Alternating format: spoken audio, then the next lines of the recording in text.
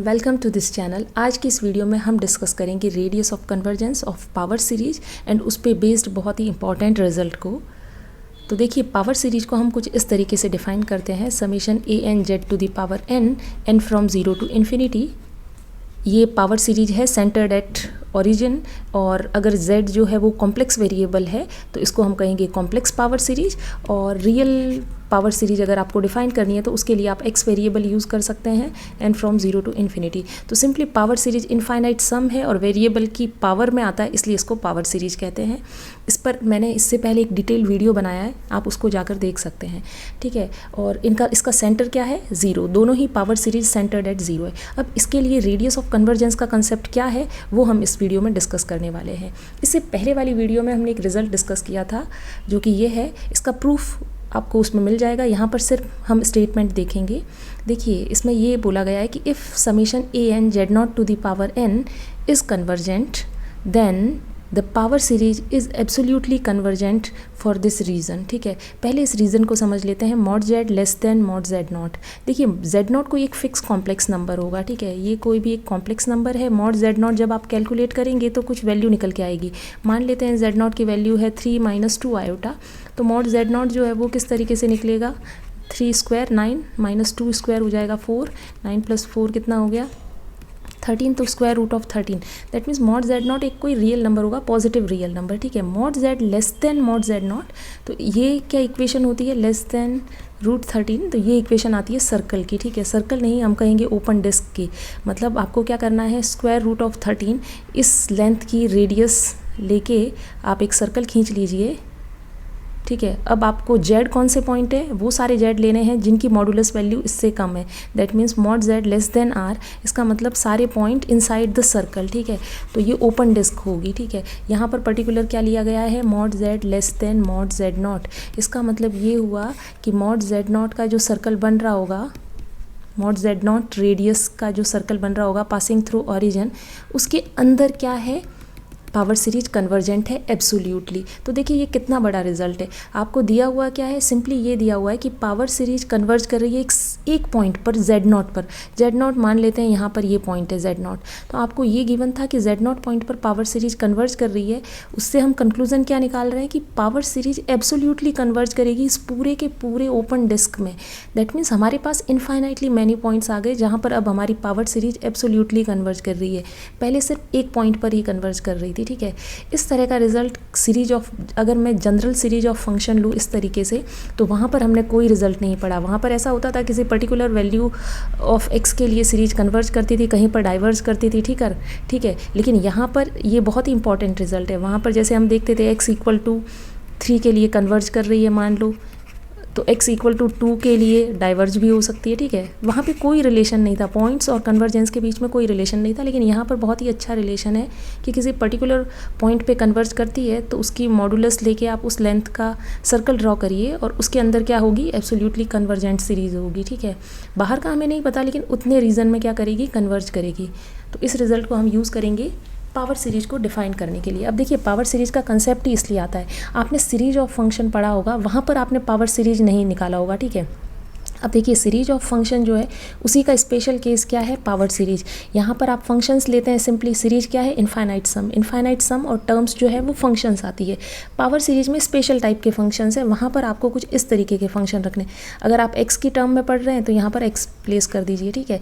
तो ये फंक्शंस क्या है? एक तरीके से पॉलिनोमियल है। हर टर्म जो है वो पॉलिनोमियल है। पॉलिनोमियल 0th डिग्री का, 1 डिग्री का, 2 डिग्री का, 3 डिग्री का, इस तरीके से इंक्लूड किए गए इस सीरीज में।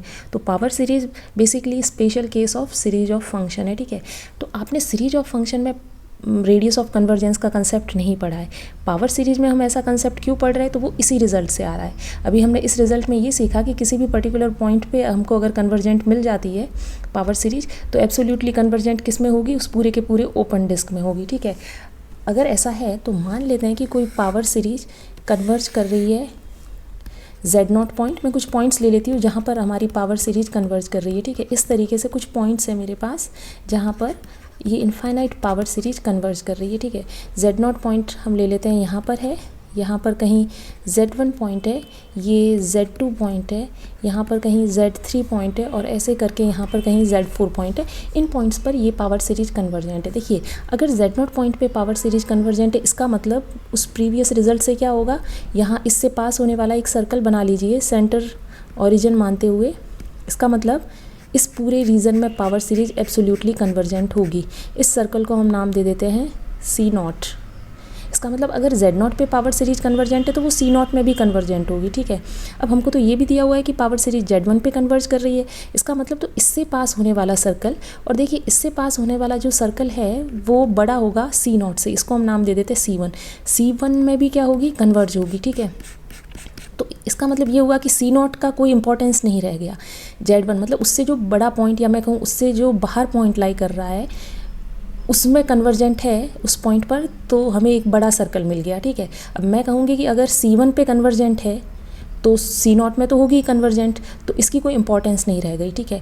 अब हमें ये भी दिया हुआ है कि Z2 पे सीरीज कन्वर्जेंट है। इसका मतलब Z2 से पास होने वाला जो सर्कल मिलेगा जो कि उससे बड़ा होगा, उसमें भी सीरीज क्या होगी, कन्वर्जेंट होगी। इस सर्कल को हम नाम दे देते हैं C2। अब C1 और C0 दोनों की ही इंपॉर्टेंस नहीं रही। जब आप ये बोल रहे हैं कि सीरीज C2 में कन्वर्जेंट है तो वो C1 और C0 में होगी, ठीक है। इस तरीके से Z3 से जो पास होगा उसको हम C3 बोलेंगे, और फिर जब Z4 जो है वो सबसे दूर लाई कर रहा है पॉइंट, तो उससे पास होने वाला सर्कल को हम नाम दे देते हैं C4। दैट मीन्स C4 के अंदर सीरीज जो है वो क्या है, एब्सोल्युटली कन्वर्जेंट है। तो जो सबसे दूर लाई कर रहा है पॉइंट उसको ही आपको देखना है, ठीक है। क्योंकि अब जैसे Z4, अब हमने मान लिया था कि ये सीरीज सिर्फ इन्हीं पॉइंट्स पे कन्वर्जेंट है, इन 5 पॉइंट पे कन्वर्जेंट है। फिर हमने देखा कि सबसे दूर कौन सा पॉइंट लाई कर रहा है, Z4।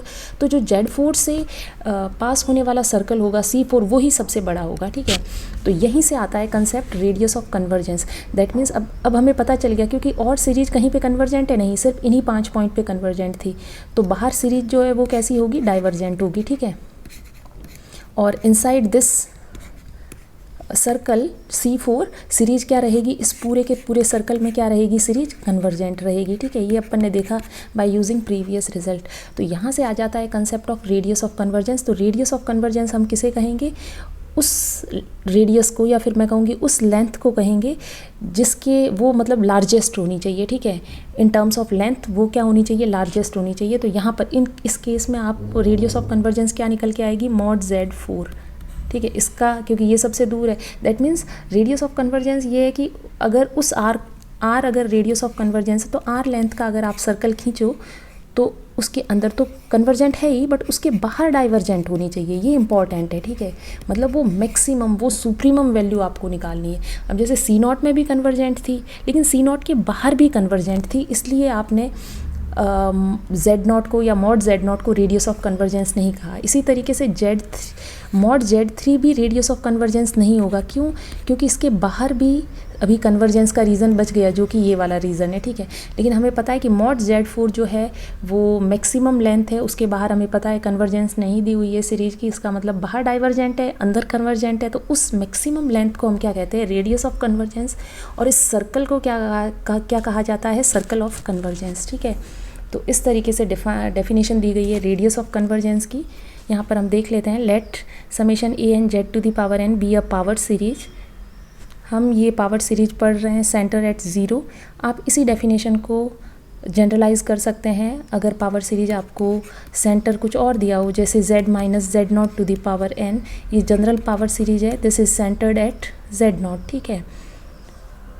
तो जो भी रिज़ल्ट Z, यहाँ पर जो भी रिज़ल्ट आएंगे वो Z की टर्म्स में आएंगे। उन्हीं रिज़ल्ट को आपको जनरलाइज करना होगा इस पावर सीरीज को। तो replace Z bye Z - Z0, बस उतना ही डिफरेंस आ जाता है। बिकॉज ये पावर सीरीज थोड़ा लिखने में, इस पे जो भी रिजल्ट्स आएंगे वो सिंपल होंगे, तो हम इसी केस में पढ़ने वाले सारे के सारे रिजल्ट जो है वो सेंटर्ड एट 0 उस पावर सीरीज को कंसिडर करेंगे, ठीक है। तो रेडियस ऑफ कन्वर्जेंस को किस तरीके से डिफाइन किया है, let summation AN(Z⁴ be a power series, then the number, because radius जो है वो एक पॉजिटिव रियल नंबर है, उसको हमने R से डिनोट किया है, it is supremum of mod S। अब देखिए यहाँ पर हम कॉम्प्लेक्स के लिए पढ़ रहे हैं, ठीक है, जनरल, बिकॉज रियल वाला केस भी कॉम्प्लेक्स में कवर हो जाएगा, ठीक है। अब R क्या है, मैंने बताया है, जिन जिन पॉइंट पे आपकी सीरीज कन्वर्ज कर रही है उन सारे पॉइंट, उन सारे पॉइंट्स का मॉडुलस निकालिए और उन सब में सुप्रीमम लीजिए। तो देखिए यहाँ पर मॉड एस लिया गया है, मॉड एस का सुप्रीमम। अब एस क्या है, तो s belongs to complex field, ये c is set of complex number, तो एस एक कॉम्प्लेक्स नंबर है। एंड इसके साथ कंडीशन दी हुई है कि summation a n s to the power n, that means जब आप जेड की जगह एस रख रहे हैं, that means power series convergent है किस पॉइंट पर, एस पर। तो इसमें आप वो सारे एस इंक्लूड कर रहे हैं, वो सारे कॉम्प्लेक्स नंबर इंक्लूड कर रहे हैं जिन पॉइंट पर आपकी पावर सीरीज कन्वर्जेंट है, तो वही पॉइंट इंक्लूड करने। जैसे यहाँ पर कौन कौन से पॉइंट होंगे, ये 5 पॉइंट होंगे, इन 5 पॉइंट पे पावर सीरीज कन्वर्जेंट थी, ठीक है। उन सब के मॉडुलस का आपको सुप्रीमम निकालना है। अब सुप्रीमम क्यों वर्ड यूज़ करते हैं, वाई नॉट मैक्सिमम। मैक्सिमम हम तब यूज़ करते हैं जब आपके पास फाइनाइट नंबर ऑफ पॉइंट हो। जैसे यहाँ पर आप मैक्सिमम यूज़ कर सकते हैं, बट ज़रूरी नहीं है। हो सकता है आपको एक लिस्ट दी गई हो जहाँ पर पावर सीरीज कन्वर्जेंट है और वो इनफाइनाइट लिस्ट हो, तो उस केस में ज़रूरी नहीं है मैक्सिमा एग्जिस्ट करे, तो हम क्या पढ़ते हैं उस केस में, सुप्रीमम पढ़ते हैं, ठीक है।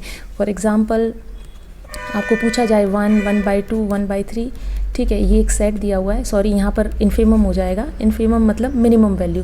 तो इस सेट की मिनिमम वैल्यू अगर आपसे पूछे तो डज़ नॉट एग्जिस्ट, ठीक है। इस सेट में कोई मिनिमम नंबर है ही नहीं, मिनिमम जो है वो सेट के अंदर बिलोंग करना चाहिए। उसी तरीके से मैक्सिमा सेट के अंदर बिलोंग करना चाहिए, बट इन्फिमम और सुप्रीमम जो है वो लिमिट के कंसेप्ट से जुड़े हुए हैं। तो इसका इन्फिमम क्या है, 0 है। तो इन्फिमम जो है वो सेट से बाहर भी लाई कर सकता है, इसलिए इन्फिमम और सुप्रीमम का कंसेप्ट वहीं पे आता है जब इनफाइनाइट पॉइंट्स हो, लिमिटिंग का केस हो, दैट मीन्स पॉइंट बहुत डेंस है, वहाँ पर इन्फिमम और सुप्रीमम का कंसेप्ट आएगा। तो आपको सुप्रीमम लेना है उन सारे मॉड एस का, दैट मीन्स उन सारे कॉम्प्लेक्स नंबर के मॉडुलस का सुप्रीमम लेना है जिन कॉम्प्लेक्स नंबर पे पावर सीरीज कन्वर्जेंट है, उसको हम क्या कहेंगे, रेडियस ऑफ कन्वर्जेंस। तो इस तरीके से पावर सीरीज की रेडियस ऑफ कन्वर्जेंस की डेफिनेशन देनी है। और सर्कल ऑफ कन्वर्जेंस भी एक टर्म आ जाती है। तो सर्कल ऑफ कन्वर्जेंस सिंपली क्या रहेगा, तो सर्कल की डेफिनेशन लिख दीजिए, mod z equal to r. R radius of convergence है तो mod z equal to r. ये जो सर्कल बनेगा, आर सेंटर्ड एट, सेंटर क्या है, ये जनरल इक्वेशन होती है कॉम्प्लेक्स में, mod z minus z not equal to r. अब जेड नॉट की जगह क्या है, 0, दैट मीन्स सेंटर क्या है, 0, और आर रेडियस। तो आर रेडियस का circle with centre at origin, ये जो इसके अंदर वाला जो रीजन है, इसको हम कहेंगे सर्कल ऑफ कन्वर्जेंस। की इस सर्कल के अंदर, इस डिस्क के अंदर सीरीज क्या है, एब्सोल्युटली कन्वर्जेंट है, ठीक है। अब नेक्स्ट अपन को इस रेडियस ऑफ कन्वर्जेंस पे बेस्ड बहुत ही इंपॉर्टेंट रिजल्ट को देखना है, जो कि आप काफ़ी टाइम यूज़ करते हैं। आपने ऐसे सुना होगा कि अगर आर रेडियस ऑफ कन्वर्जेंस है तो अंदर सीरीज कन्वर्ज करती है, बाहर सीरीज डाइवर्ज करती है, और बाउंड्री पे जो है वो डाउटफुल केस होता है। तो इसी इंपॉर्टेंट रिजल्ट को हम डिस्कस करने वाले हैं नेक्स्ट अभी।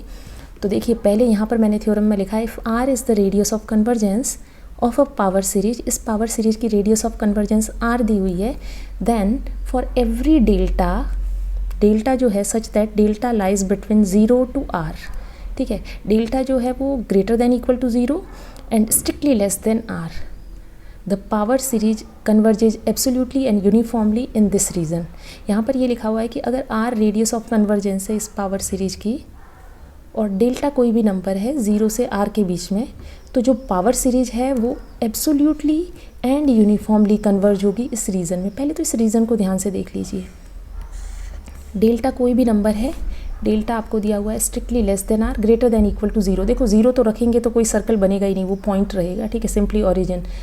तो delta strictly less than r है, and mod z less than equal to delta, ठीक है। तो मैं मान लेती हूँ डेल्टा इतनी लेंथ, ये लेंथ डेल्टा है, तो इस तरीके से ये mod z less than delta, ये वाला रीज़न आ गया। Less than equal to delta है, that means including this boundary.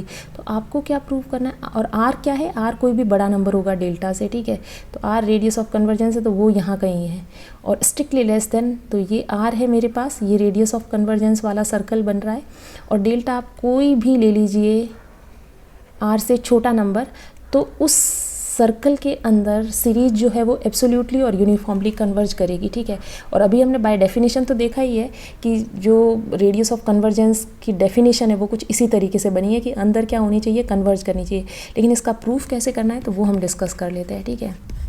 देखिए यहाँ पर क्या गिवन है आपको, डेल्टा जो है वो स्ट्रिक्टली लेस देन आर है, एंड आर जो है वो क्या दी हुई है, रेडियस ऑफ कन्वर्जेंस, इसको ध्यान में रखना है। अब आपको इस रीज़न के लिए ना, आपको इस रीज़न में आपको सीरीज को कन्वर्जेंट प्रूफ करना है।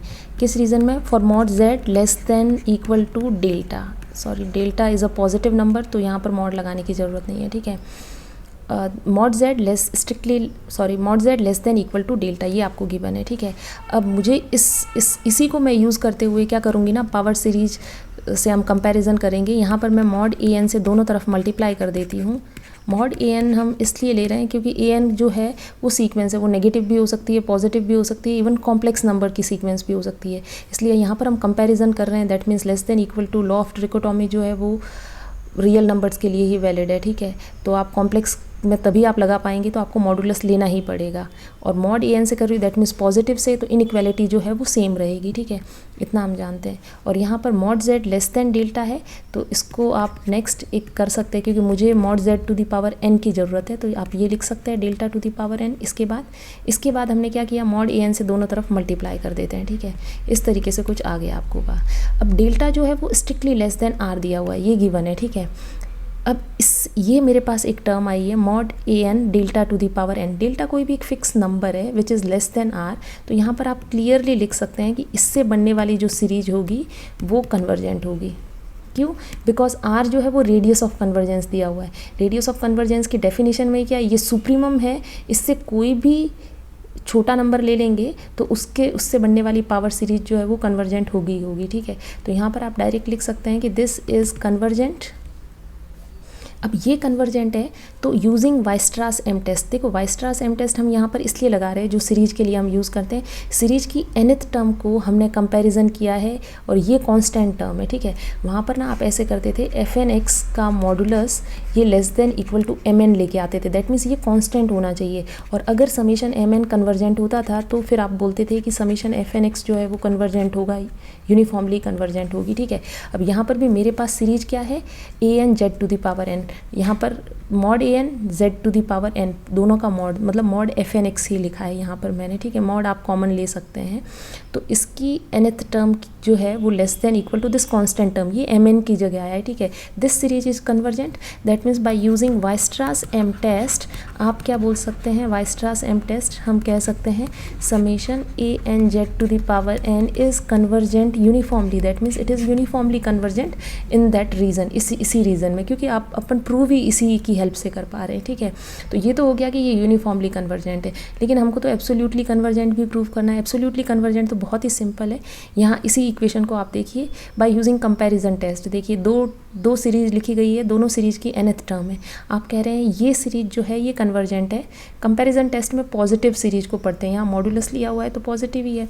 कंपैरिजन टेस्ट कुछ इस तरीके से होता है कि अगर a n less than equal to b n है, दोनों पॉजिटिव टर्म सीरीज है, summation b n is convergent, that means summation a n भी क्या होगी, कन्वर्जेंट होगी, ठीक है। इस तरीके से हम देते हैं। यहाँ पर भी हमने ये प्रूव कर लिया कि ये कन्वर्जेंट है, इसका मतलब ये सीरीज भी कन्वर्जेंट होगी। तो यहाँ एब्सोल्यूट साइन साथ में लेंगे क्योंकि वो पॉजिटिव के लिए ही कहते हैं। तो बाय यूजिंग कंपैरिजन टेस्ट आप क्या कर सकते हैं, बाय यूजिंग कंपैरिजन टेस्ट हम बोल सकते हैं कि mod a n z to the power n is convergent. इसका क्या मतलब है कि जो ओरिजिनल सीरीज है वो एब्सोल्यूटली कन्वर्जेंट है, दिस इज़ एब्सोल्यूटली कन्वर्जेंट। तो इस तरीके से आपको इस थ्योरम को प्रूव करना है। तो इस थ्योरम से हमें ये तो पता चल गया कि अगर आर रेडियस ऑफ कन्वर्जेंस है, उससे कोई भी छोटा नंबर ले लीजिए, या फिर बेसिक सिंपली ये कह सकते हैं कि उसके अंदर वाला जो सर्कल होगा उस आर रेडियस के अंदर मतलब in the open disc, in that open disc series क्या रहेगी, एब्सोल्यूटली एंड यूनिफॉर्मली कन्वर्जेंट, ठीक है। यूनिफॉर्म कन्वर्जेंस भी आपने यहाँ पर प्रूव किया है, ये भी ध्यान रखना है। अब हमें ये देखना है कि बाउंड्री पे क्या होगा, और आउटसाइड तो हम जानते हैं कि रेडियस ऑफ कन्वर्जेंस जो है वो सुप्रीमम वैल्यू है, मैक्सिमम वैल्यू है जहाँ तक कन्वर्जेंस को आप लेके जा सकते हैं। तो आउटसाइड तो क्या है, डाइवर्जेंट है ही, लेकिन ऑन द बाउंड्री अगर आपके पास रेडियस ऑफ कन्वर्जेंस आर दी हुई है तो सर्कल ऑफ कन्वर्जेंस हो जाएगा mod z equal to r. इस थ्योरम से हमें ये पता चलता है कि इनसाइड द सर्कल सीरीज क्या रहेगी, कन्वर्जेंट, आउटसाइड डाइवर्जेंट रहेगी, और बाउंड्री पे जो है वो नेचर डाउटफुल है। दैट मीन्स कोई सीरीज यहाँ पर कन्वर्ज कर सकती है, कोई एब्सोल्यूटली कन्वर्जेंट होगी, कोई कंडीशनली कन्वर्जेंट होगी, क्वेश्चन टू क्वेश्चन डिपेंड करेगा, ठीक है, सीरीज पे डिपेंड करेगा। कुछ सीरीज कन्वर्जेंट रहती है, कुछ डाइवर्जेंट रहती है, कहाँ पर, बाउंड्री पर। Inside this circle series absolutely and uniformly convergent, बाहर डाइवर्जेंट रहती है। ये आपको रिजल्ट पता है, ठीक है। अब बाउंड्री पे किस तरह का मतलब नेचर रहता है सीरीज का, इसको हम एग्जांपल की हेल्प से समझते हैं। तो यहाँ पर पहला एग्जांपल मैंने ये कंसीडर किया है।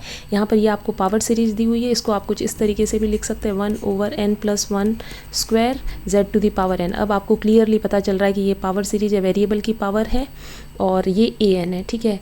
अब यहाँ पर सम जो है उसकी लिमिट नहीं दी हुई है, दैट मीन्स सम कहाँ से स्टार्ट हो रहा है वो नहीं लिखा हुआ है। तो बस वो आपको यहाँ से देख लेना है कि ये an जो है ये डिफाइंड क्या n 0 से शुरू करना है या 1 से, यहाँ पर आपको कन्फ्यूज़न हो सकता है। तो अगर आप 0 से भी शुरू करें तो यहाँ पर कोई प्रॉब्लम नहीं होगी, जैसे ही आप 0 रखेंगे तो 1 आएगा, दैट मीन्स ये वेल डिफाइंड है, तो आप 0 से स्टार्ट कर सकते हैं, ठीक है।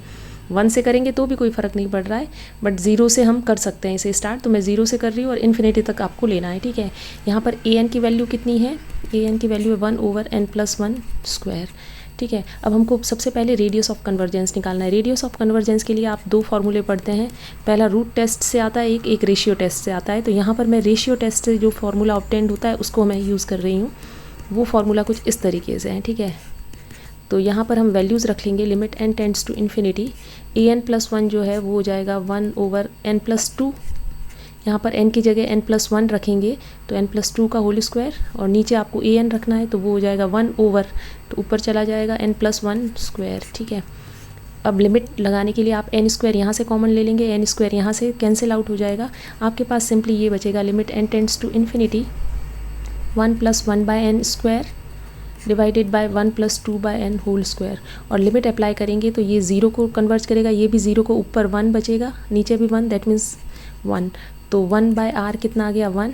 इसका मतलब रेडियस ऑफ कन्वर्जेंस कितनी आ गई, वैल्यू 1 आ गई, ठीक है। तो सर्कल ऑफ कन्वर्जेंस जो बनेगा यहाँ पर वो कितना हो जाएगा, mod z = 1। तो हम ये कहेंगे कि जब inside this circle mod z <1, इसका मतलब सीरीज जो है वो क्या रहेगी, is convergent absolutely and uniformly, ठीक है, by using that result. Outside this circle, that means जब mod z strictly greater than 1 होगा, सीरीज क्या रहेगी, डाइवर्जेंट। और थर्ड आ जाता है ऑन द बाउंड्री। अब बाउंड्री पे आपको चेक करना पड़ेगा, ठीक है। अब इसको देखना है हमको कि बाउंड्री पे क्या रहेगा। बाउंड्री पे क्या आ रही है वैल्यू, mod z की 1 है वैल्यू, ठीक है। तो mod z इसमें 1 रख के देखते हैं। पहले हम क्या देखेंगे कि ये एब्सोल्यूटली कन्वर्जेंट है या नहीं, ठीक है, और फिर तो एब्सोल्यूटली कन्वर्जेंट देखने के लिए इस सीरीज को एब्सोल्यूटली कन्वर्जेंट देखना, इसका मतलब क्या हो जाएगा, आपको क्या करना होगा, summation mod z⁴n n+1 square, इसको कन्वर्जेंट बताना है। इसको थोड़ा खोल कर लिखते हैं, तो mod z⁴n नीचे पॉजिटिव है तो mod हटा देते हैं, और mod z on the boundary, mod z की वैल्यू कितनी है, 1। जैसे ही आप 1 रखेंगे तो ये सिंपली सीरीज क्या बनेगी, समेशन 1/n+1 स्क्वायर, ठीक है। p सीरीज टेस्ट से यहाँ पर n² आ रहा है, p > 1, so this series is convergent. इसका मतलब ये सीरीज कन्वर्जेंट है कहाँ पर, बाउंड्री पे एब्सोल्यूटली कन्वर्जेंट है। तो यहाँ से हमें ये पता चला कि given series is absolutely convergent on the boundary, ठीक है, ये देख सकते हैं। चलिए नेक्स्ट एग्जांपल करते हैं हम। यहाँ पर मैंने ये लिया है समेशन z⁴n, तो ये सिंपली सीरीज यहाँ पर 1 वैल्यू है an की, n स्टार्ट कर सकते हैं 0 to इन्फिनिटी, ठीक है। an कितना है, 1 है, और जैसे ही हम रेडियस ऑफ कन्वर्जेंस जब फाइंड आउट करेंगे तो limit n tends to infinity mod an+1, वो भी 1 रहेगा, वो भी 1, because it is constant independent to n, ठीक है। तो 1 ही वैल्यू आएगी, तो रेडियस ऑफ कन्वर्जेंस कितनी आ गई, 1 आ गई, ठीक है। इसका मतलब क्या हुआ, आप फिर से लिखेंगे इनसाइड दिस सर्कल, तो mod z r होता है, तो mod z <1 सीरीज क्या रहेगी, एब्सोल्यूटली एंड यूनिफॉर्मली कन्वर्जेंट। आपको नेचर बताना है, ठीक है। ये जो सीरीज रहेगी ये कहाँ पे कन्वर्जेंट है, तो ये सीरीज सिर्फ कन्वर्जेंट रहेगी, ये जो यूनिट सर्कल बनेगा ना mod z = 1, इसके अंदर तो ये कन्वर्जेंट है, बाहर क्या रहेगी, ये डाइवर्जेंट रहेगी। इतना आपको पता चल रहा है, मतलब इसका जब आप सम फाइंड आउट करेंगे, क्या मतलब है डाइवर्जेंट का, और इस यूनिट सर्कल से बाहर, इसका मतलब है यहाँ पे कोई भी आप पॉइंट ले लीजिए जो बाहर लाई करता हो इस यूनिट सर्कल से, उस पॉइंट को जब आप यहाँ पुट करेंगे, ये एक इनफाइनाइट सम है, उस इनफाइनाइट सम को जब आप फाइंड आउट करेंगे तो वो फाइनाइट नहीं आएगा, वो सम जो होगा वो फाइनाइट नहीं आएगा। कोई भी वैल्यू ले लीजिए बाहर से, और अगर आप सर्कल के अंदर से कोई भी पॉइंट उठाएंगे ना, उसको अगर आप यहाँ पुट करेंगे और इनफाइनाइट सम को जब आप फाइंड आउट करेंगे तो वो एक फाइनाइट आ रहा होगा, वो सीरीज कन्वर्जेंट होगी, ठीक है। तो यही मतलब है। तो अपन लिख सकते हैं mod z > 1, that means outside to this circle series is divergent, अब अपन को तो पता करना है बाउंड्री पे भी कि बाउंड्री पे नेचर कैसा है, मॉड z इक्वल टू 1। तो चलिए पहले एब्सोल्यूट कन्वर्जेंट है या नहीं, फिर देखेंगे कंडीशनली कन्वर्जेंट है या नहीं, ठीक है। एब्सोल्यूटली कन्वर्जेंट के लिए मुझे सिंपली ये देखना होगा कि इस सीरीज का जो भी है मॉडुलस ले लीजिए, पूरी टर्म का एक ही टर्म है, ठीक है। अब इसको जब आप फाइंड आउट करेंगे ऑन द बाउंड्री, ये तो सिंपली 1 हो जाएगा, n 0 to infinity, that means 1 + 1 + 1 infinite times. So it is not convergent, it is divergent. Easily देख सकते हैं इनफाइनाइट सम है 1 1 का, तो जब ऐड करेंगे तो इन्फिनिटी आएगा। That means series is not absolutely convergent on boundary, ठीक है। इतना तो पता चल गया ऑन बाउंड्री, ठीक है। लेकिन ऐसा हो सकता है कि क्या कंडीशनली कन्वर्जेंट करेगी, तो कंडीशनली कन्वर्जेंट का मतलब ये होता है कि अब मॉडुलस मत पुट करिए, सिंपली आप ना बाउंड्री जो है आपके पास ये बाउंड्री है, ठीक है, यहाँ पे पॉइंट पुट करिए मॉड z इक्वल टू 1। तो मैं कोई भी पॉइंट पुट कर देती हूँ यहाँ का। अब देखिए इस बाउंड्री पे तो आयोटा भी लाई कर रहा है, इस पर माइनस आयोटा भी लाई करेगा, जैसे यहाँ -1 भी है, 1 भी है, और भी इनफाइनाइट पॉइंट है सर्कल के, ठीक है। 1 तो आप पुट करेंगे तो आप सिंपली देख सकते हैं इनफाइनाइट सम आएगा। चलिए आयोटा पुट करते हैं। आयोटा जब आप पुट करेंगे यहाँ पर आयोटा की पावर n, देखते हैं आयोटा की power 0 that means 1 plus iota square plus iota cube, इस तरीके से सम चलेगा, ठीक है। ये आप जब कैलकुलेट करेंगे तो कुछ इस तरीके से आएगा। अब इसको ये कन्वर्जेंट है या डाइवर्जेंट, इसका कैसे पता करें, तो सिंपली आप देख सकते हैं सीरीज जो होती है वो कन्वर्जेंट कब होती है, जब उसकी nth टर्म 0 को कन्वर्ज करनी चाहिए। आपने ऐसा पढ़ा होगा result, summation an is convergent, necessary condition, ठीक है। If this is convergent then जो उसकी nth टर्म होगी वो 0 को कन्वर्ज करनी चाहिए। यहाँ nth टर्म क्या है, आयोटा की सम पावर है, ठीक है, वो कभी 0 नहीं होगी, वो 1 - 1 आयोटा, ठीक है, या माइनस आयोटा आएगा, ठीक है, जब आप पावर करेंगे। दैट मीन्स इसकी nth टर्म कभी 0 को कन्वर्ज नहीं कर रही है, आप कुछ भी पुट कर लेंगे, इसका मतलब ये सीरीज कन्वर्जेंट नहीं है, ठीक है। तो ये सीरीज एब्सोल्यूटली कन्वर्जेंट भी नहीं है, और वैसे भी हम पर्टिकुलर पॉइंट के लिए देख रहे हैं तब भी कन्वर्जेंट नहीं आ रही है। तो आप लिख सकते हैं on the boundary this series is divergent. चलिए नेक्स्ट एग्जाम्पल देखते हैं। यहाँ पर मैंने इस तरीके से थर्ड एग्जाम्पल लिया है। यहाँ पर आप देख सकते हैं 1/2n, ये वैल्यू है an की। n स्टार्ट कर सकते हैं क्या 0 से, यहाँ पर नहीं कर पाएंगे बिकॉज n जैसे ही 0 रखेंगे 1/0 तो ये डिफाइंड ही नहीं होगा। इसका मतलब n को यहाँ पे आपको कहाँ से स्टार्ट करना है, 1 से, तो n 0 से स्टार्ट करना है, 1 2 3 वो आपको यहाँ से पता करना पड़ेगा, ठीक है। अगर ये वेल डिफाइंड है तो उस पॉइंट से आप स्टार्ट कर सकते हैं। यहाँ पर an की वैल्यू कितनी है, 1/2n। फटाफट से हम निकालेंगे radius of convergence an + 1/an। अगर r की टर्म में आप निकालना चाहे तो बस फॉर्मूले को उलट देंगे, an/an + 1 रख देंगे, ठीक है। Limit n tends to infinity, an + 1 की वैल्यू कितनी है 2, n की जगह आ जाएगा n + 1, ये हो जाएगा 2n, n कॉमन लेंगे कैंसिल हो जाएगा, 2 से 2 कैंसिल, देख सकते हैं आप 1 आएगी लिमिट। इसका मतलब रेडियस ऑफ कन्वर्जेंस 1। तो पहला क्या आएगा, मॉड z लेस देन 1, तो series absolutely and uniformly convergent. दूसरा आप लिखेंगे mod z greater than 1, series is divergent. Boundary पे आपको देखना है, बाउंड्री पे थोड़ा डिस्कस करना होता है। जैसे ही रेडियस ऑफ कन्वर्जेंस आ गई तो हमें ये तो पता ही है कि अंदर कन्वर्ज करेगा, बाहर डाइवर्ज करेगा। बाउंड्री पे सीरीज पर डिपेंड करेगा कि नेचर कैसा है, ठीक है। सबसे पहले हम देखते हैं एब्सोल्यूटली कन्वर्जेंट है या नहीं। एब्सोल्यूटली कन्वर्जेंट के लिए आपको क्या करना होता है, सीरीज में मॉड लगा लेना होता है टर्म का, ठीक है, n फ्रॉम 1 टू इन्फिनिटी। जैसे ही मॉड लगाएंगे मॉड z इज़ 1, तो 1 to the power 2n that means 1, simply 2n positive है, मॉड हटा दीजिए, n फ्रॉम 1 टू इन्फिनिटी। क्या ये सीरीज कन्वर्जेंट है, नहीं, ये तो डाइवर्जेंट है, हार्मोनिक सीरीज है, ठीक है। p टेस्ट से आप बोल सकते हैं p ग्रेटर देन 1 है तब कन्वर्जेंट होता है, p less than equal to 1 के लिए क्या रहता है, डाइवर्जेंट। इसका मतलब डाइवर्जेंट है तो not absolutely convergent, absolutely convergent तो नहीं है ये सीरीज। लेकिन ऐसा हो सकता है कि कंडीशन मतलब कुछ पॉइंट्स के लिए कन्वर्ज करे। पॉइंट्स कहाँ से लेने हैं, इस सर्कल के ऊपर से, अपन बाउंड्री पे देख रहे हैं, ठीक है। अभी 1 लेंगे तो सिंपली 1/2n आएगा, डाइवर्जेंट है, ठीक है। चलिए आयोटा लेते हैं। आयोटा जैसे ही आप रखेंगे ये किस में चेंज हो जाएगा, आयोटा की power 2n/2n, n from 1 to infinity. Iota square, इसको हम इस तरीके से लिख सकते हैं ना, आयोटा स्क्वायर की power n divided by 2n। Iota square का मतलब है -1, तो -1 की power n divided by 2n। अगर आपने लेबनीज़ टेस्ट पढ़ा है अल्टरनेटिंग सीरीज के लिए तो वहाँ से हम इसे क्या कहेंगे, कन्वर्जेंट, क्योंकि उस टेस्ट में ऐसा होता है कि -1 की पावर n, इसको सेपरेट रखिए, ठीक है।